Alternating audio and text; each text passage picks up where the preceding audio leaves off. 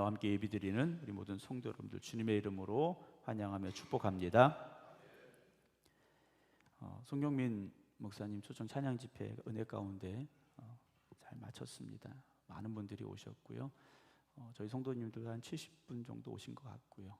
그리고 그 외에 한 130분 정도, 그래서 한 200명 정도 참석한 집회였습니다. 아무리 은혜 받을 자리가 있어도 사모하는 마음이 있어야 발걸음 옮길 수 있고 갈급한 심령이 되어야 은혜를 받을 수가 있습니다. 오늘 이 밤에 주님 앞에 나와 함께 예배드린 여러분들에게 그런 사모함이 있고 또 간절함과 갈급함이 있는 줄로 믿습니다. 저희 교회 이제 계속 성도님들의 이제 새신자 새가족분들이 등록을 하고 이제 하나님의 은혜 가운데 이제 점점 부흥을 숫자적으로 부흥을 하고 있다라고들 많이들 이야기를 하고 계세요. 근데 제가 어제 사무실에 앉아서 이제 기도하고 성경 읽다가 문득 계산을 해봤어요. 무슨 계산을 해봤냐면 사람이 2명일 때, 3명일 때, 4명일 때 일어날 수 있는 상황이 몇 가지나 있을까 한번 계산을 해봤습니다. 2명이 있을 때는요 2가지 상황밖에는 일어날 수밖에 없습니다. 딱 2명이니까. 그런데 3명이 되면요 12가지의 상황이 일어날 수가 있더라고요. 2명일 때는 딱 2가지 상황밖에 없습니다. 상대방밖에 없으니까. 그런데 3명이 되면요 12가지의 변수가 생깁니다. 4명이 되면 몇 가지나 생길까요? 46가지가 생기더라고요. 제 계산이 맞는지는 모르겠습니다만 제가 곰곰이 계산을 해보니까요 2명일 때는 딱 2가지 상황밖에 없습니다. 3명일 때는 12가지의 상황이 나오고요 4명일 때는 46가지의 상황이 나옵니다. 5번째부터는 제 머리가 좋지 않아서 거기까지만 했습니다. 해봐도 의미가 없고요 상당히 많이 일어날 것 같아요. 저희 성도님들 요즘 주일날 예배 인원이 110명에서 120명 이렇게 좀 되는데요. 어림잡아봐도요 이게 엄청나게 많은 변수가 생길 수밖에 없는 상황이더라고요. 그런데 이 모든 걸 해결할 수 있는 방법이 딱 하나 있습니다. 사랑이라는 거죠. 사랑하면 사실 모든 게 해결이 됩니다. 사랑하면 모든 게 지금 문제가 있어서 말씀드리는 건 아니고요. 주변의 교회들 이렇게 얘기를 들어보면 상처받아서 교회를 안 나가신다, 이래서 뭐했다 저랬다 뭐했다 이런 얘기들이 자주 들려요. 그러면서 우리 교회는 어떤 교회일까라는 또 고민도 하고 또 생각도 하고 기도도 하면서 그래서 한번 계산을 해본 겁니다. 참 많은 일들이 일어날 수 있겠더라고요. 그런데 사랑하면 해결이 되어지고요 기도하면 변화는 일어납니다. 우리가 인간적인 생각을 가지고 반응하고 또 그걸 가지고 우리가 어떤 좋지 않은 말들 또 생각들을 생산해내기보다는 좀 더 우리가 주님 말씀하신 그대로 사랑함으로 품 안을 수 있고 또 기도함으로 변화되고 새로워질 수 있다면 정말 우리 생극교회가 지금도 좋지만 앞으로 더 좋은 교회가 될 줄로 믿습니다. 에스겔 오늘 이제 2번째 시간 말씀을 나누려고 하는데요. 우리가 살다 보면 세상 참 좋은 게 많습니다. 이제 생극에도 좋은 게 있기는 있는데 도시에 가면 좋은 게 훨씬 더 많고요. 세계로 나가 보면 좋은 것들이 참 많이 있습니다. 그런데 좋은 것과 하나님 주신 축복은 다르다라는 거죠. 여러분, 좋은 것이 있다고 다 하나님의 축복이 아닙니다. 내가 원하는 걸 얻었다고, 내가 가지고 싶은 걸 가지고 이루었다고 그래서 여러분 그게 다 하나님의 축복은 아니라는 것이죠.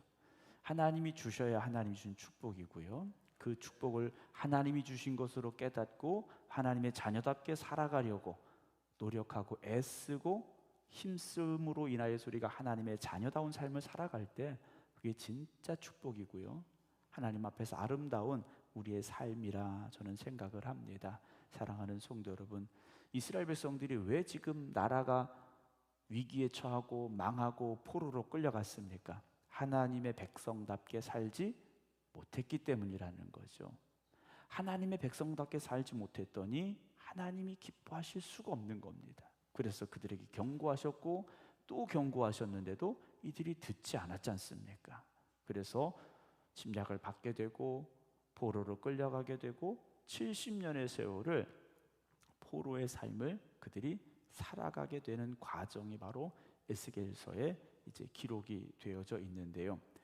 여러분, 우리가 하나님의 말씀을 의지하고 살아야 되고 그 말씀 가운데 거하는 삶을 살아야 됩니다.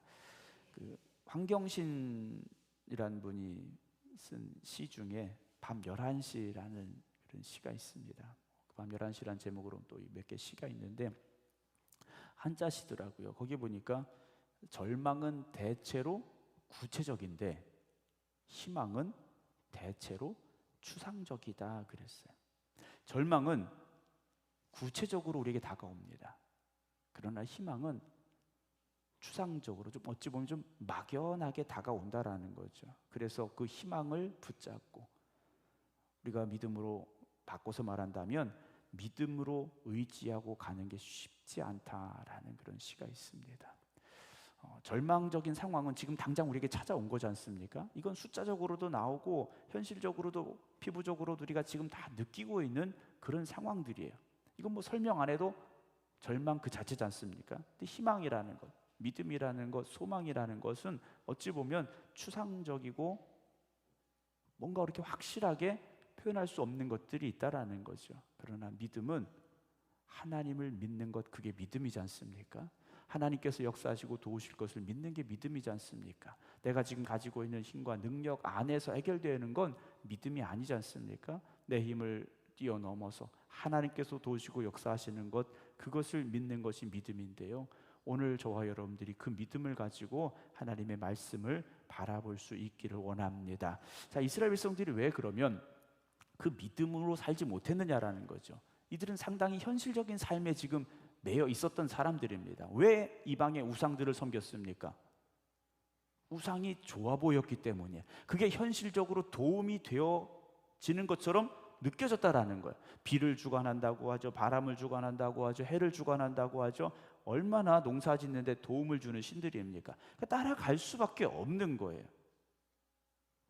따라갔는데 그 길의 끝이 무엇이었습니까? 하나님을 대적하는 길이었다라는 거죠. 하나님을 등지고 가는 길이었다라는 겁니다. 여러분, 초식 동물은요 풀을 먹습니다. 그렇죠? 초식 동물은 풀을 먹어요. 육식 동물은 고기를 먹습니다. 먹는 게 달라요. 먹는 게 다릅니다. 여러분, 믿음의 사람들도요 먹는 게 달라야 됩니다. 우리는 하나님의 말씀만 먹어야 됩니다. 여러분, 세상의 것이 아무리 좋아 보이고 그럴듯하다고 해도요 그걸 먹어서는 안 된다라는 겁니다. 이스라엘 백성들이 먹지 말아야 될 걸 먹은 거지 않습니까? 결국 그들이 지금 바벨론에 포로로 끌려가 있는 상황이 되었다라는 거예요. 그러나 하나님은 어떻게 하십니까? 다시 그들이 돌아오라고 지금 말씀하시는 거예요. 포로로 끌려간 이스라엘 백성들에게 에스겔이라는 사람을 들어 세우셔서 그 사람을 통하여서 에스겔을 통하여 하나님의 말씀이 선포되게 하시고 그들이 깨닫고 돌아오라고 지금 에스겔서를 기록하게 하셨더라는 거죠. 교회라는 곳은 어떤 곳입니까? 교회는 하나님의 말씀이 선포되어지고 그 말씀에 아멘으로 반응하는 성도들이 있는 곳, 그곳이 교회입니다. 그렇기 때문에 교회라는 것은요 건물로서의 교회도 있지만 여러분들이 살아가는 삶의 모든 자리가 교회가 되어져야 됩니다. 하나님의 말씀이 나에게 들려졌을 때 그 말씀을 내가 귀로 듣고 마음으로 믿어 고백하고 그 말씀을 내 마음에 간직하고 살아가면서 매 순간 하나님의 말씀에 순종하며 살아가는 것, 그래서 그 뜻을 어떻게 이루어갈 것인지, 하나님의 말씀에 어떻게 순종할 것인지 늘 기도하며 고백하며 나아가는 자리가 교회라는 곳이지 않습니까? 여러분, 그래서 여러분들이 살아가는 모든 자리가 교회가 되시기 바랍니다. 여러분들이 서 있는 그 자리가 교회가 되셔야 돼요. 일터에서도 가정에서도요 교회가 되어져야 됩니다. 오늘 3장 1절입니다. 또 그가 내게 이르시되 인자야, 에스겔을 부르셨어요. 너는 발견한 것을 먹어라. 너는 이 두 마리를 먹고 가서 이스라엘 족속에게 말하라. 하나님께서 에스겔에게 말씀하십니다. 하나님의 말씀을 먹으라고 하셨어요. 말씀을 먹으라고 하셨습니다.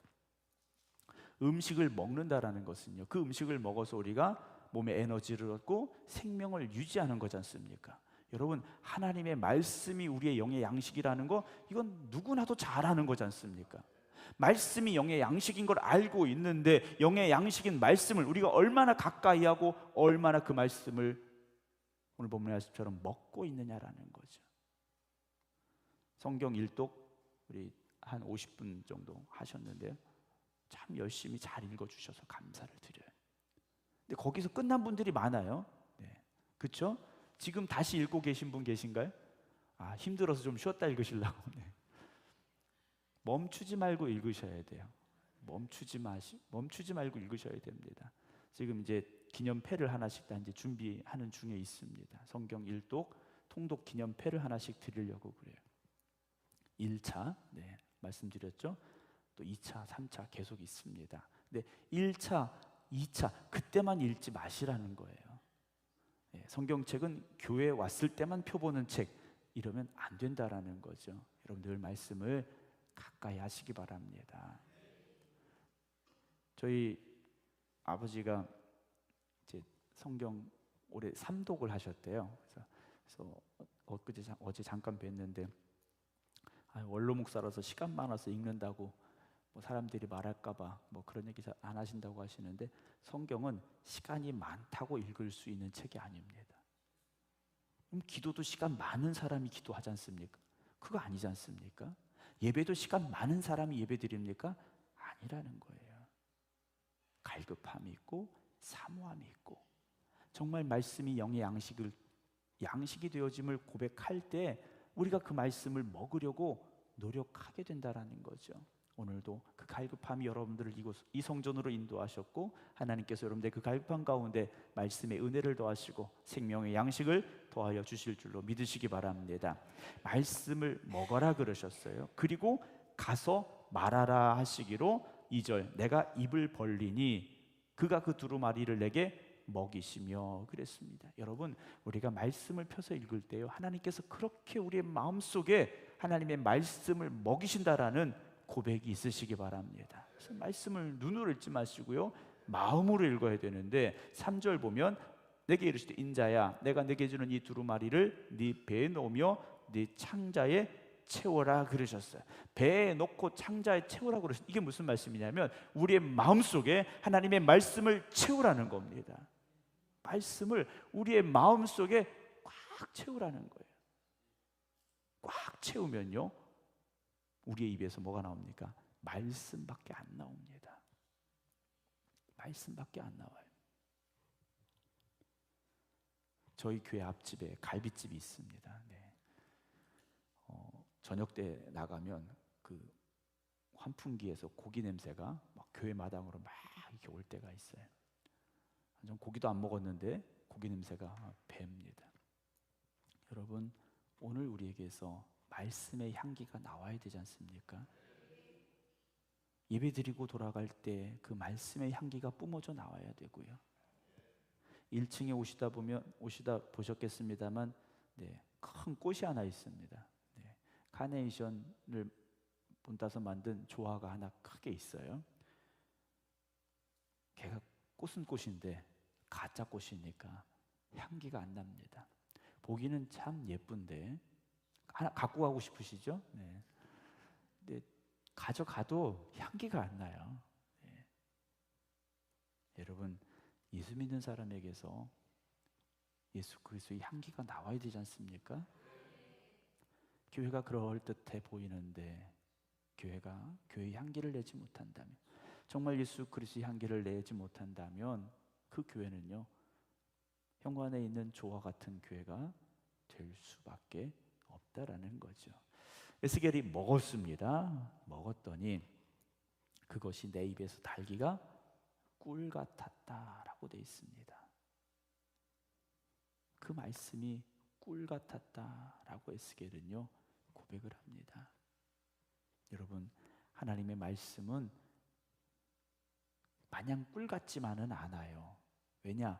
그 말씀에 담겨져 있는 것이 무엇이었습니까? 하나님의 경고였고요, 하나님의 심판의 말씀들이었어요.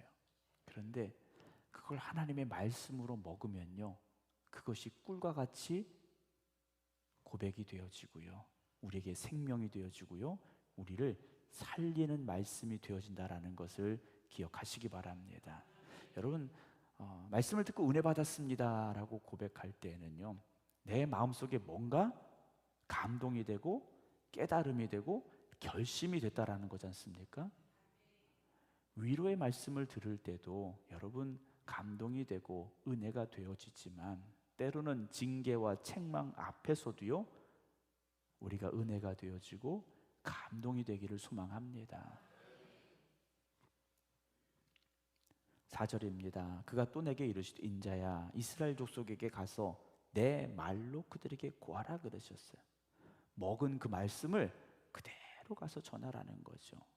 먹은 말씀을 전하라는 겁니다. 5절, 너를 언어가 다르거나 말이 어려운 백성에게 보내는 것이 아니요 이스라엘 족속에게 보내는 것이라. 너를 언어가 다르거나 말이 어려워 네가 그들의 말을 알아듣지 못할 나라들에게 보내는 것이 아니니라. 내가 너를 그들에게 보냈다면 그들은 정녕 내 말을 들었으리라. 우선 하나님께서 지금 에스겔을 누구에게 보내십니까? 포로로 붙잡혀온 10,000명의 이스라엘 백성들에게 보내시는 거예요. 에스겔과 함께 포로로 붙잡혀온 이 10,000명에게 가서 하나님의 말씀을 전하라는 겁니다. 왜 우리가 여기 이렇게 올 수밖에 없었는지, 그리고 우리가 붙잡혀온 이 땅에서 우리가 어떻게 살아야 될 것인지. 사랑하는 성도 여러분, 하나님의 말씀 앞에서 오늘 내가 들어야 될 말씀을 들으셔야 되고, 내가 깨달아야 될 그 깨달음을 얻으시기 바랍니다. 물론 시간적으로는 옛날 이야기죠. 지금부터 2700년 전 얘기입니다. 그러나 2700여 년이 지났어도 그 말씀은 오늘 우리에게 깨달음을 줄 수 있는 말씀인 것이고요, 그 말씀을 우리가 제대로 먹는다면 꿀송이같이 달 것이고요, 우리의 인생이 바뀌어지는 역사가 일어나게 된다는 것을 기억하시기 바랍니다. 근데 하나님께서요, 이스라엘 족속에게 가서 그래요. 하나님께서 에스겔에게 넌 거기로 가야 된다라고 말씀하신 거예요.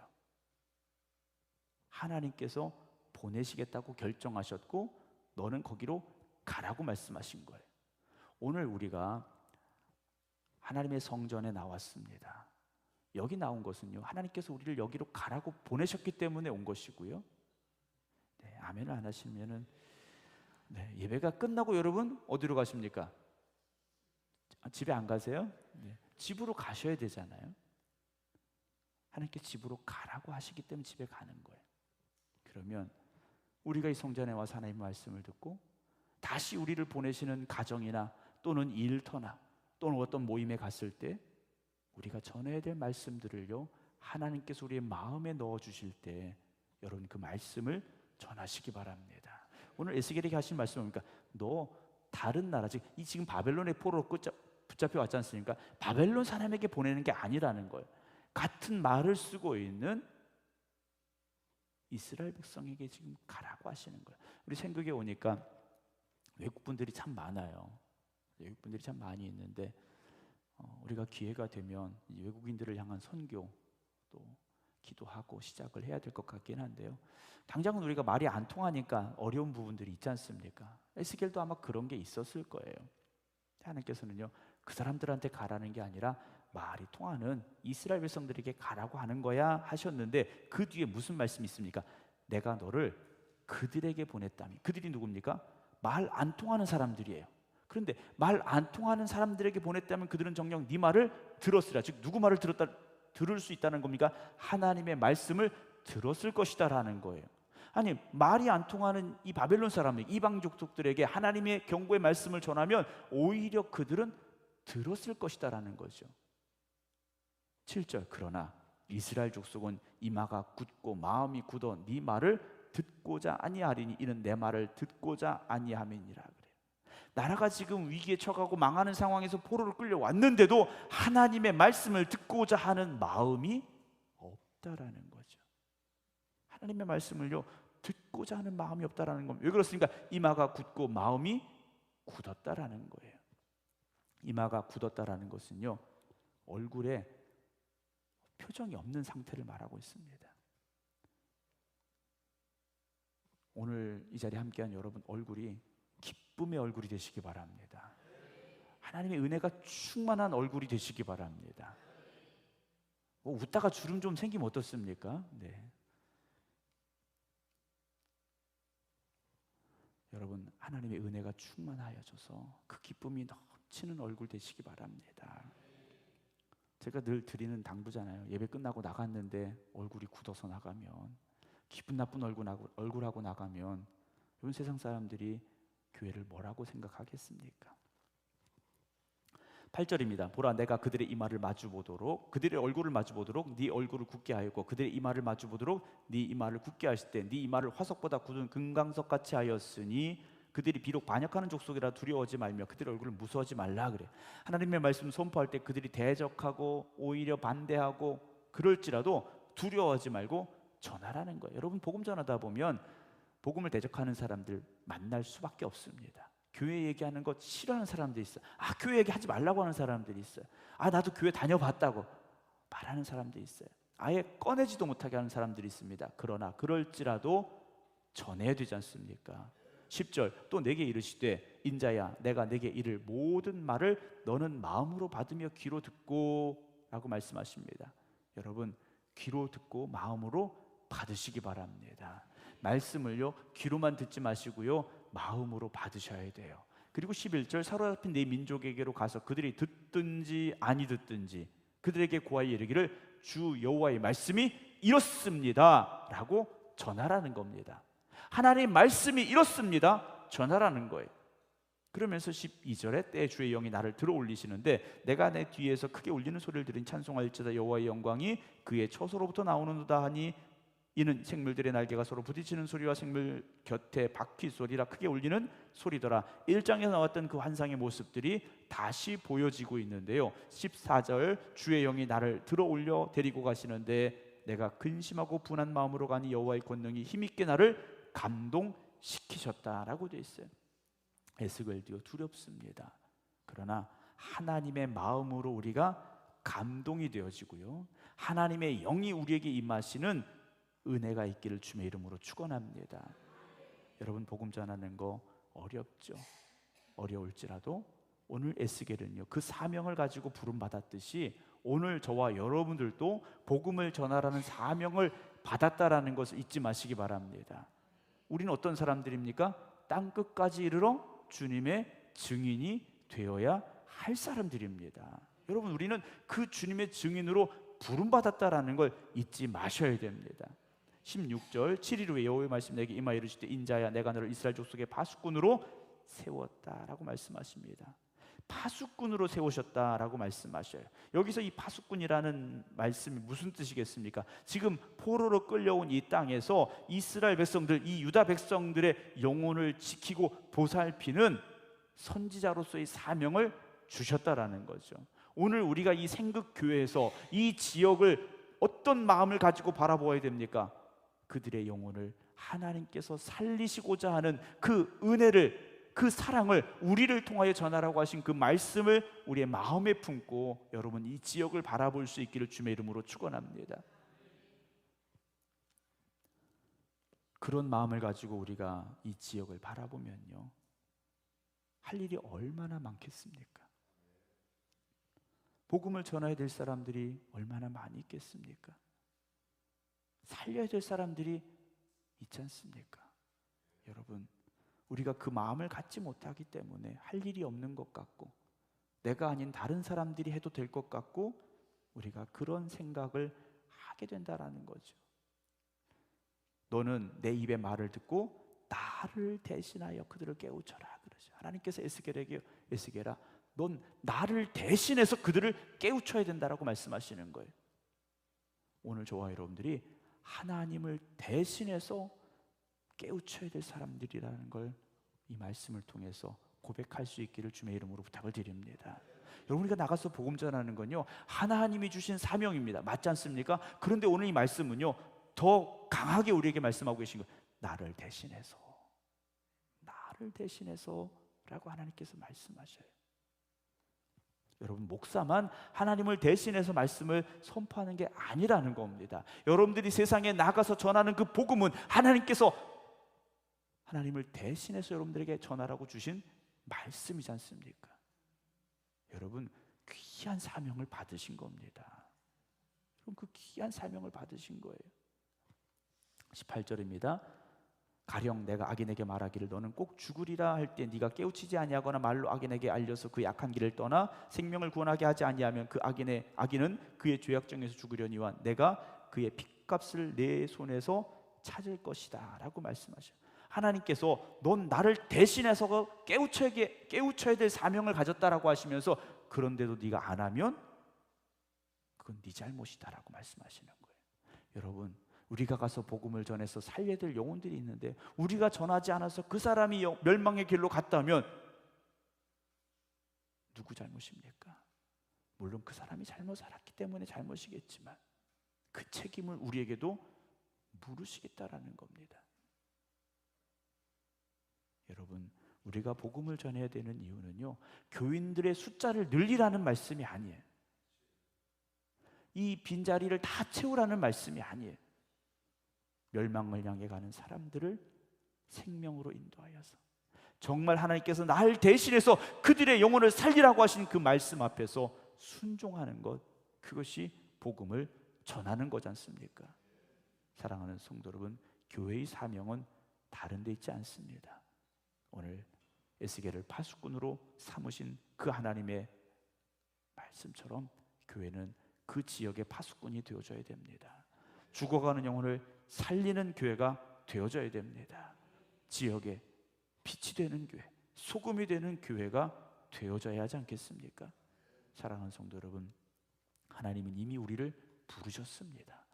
내가 말씀을 듣고 좀 깨닫고 내가 마음이 좀 감동이 돼서 그때 일할 수 있을까? 아니라는 겁니다. 이미 하나님은 여러분들을 복음의 증거자로 택하셨고 이 지역의 파수꾼으로 부르셨다라는 걸 고백하시기 바랍니다. 이제는 가서 전해야 됩니다. 이제는 가서 외쳐야 됩니다.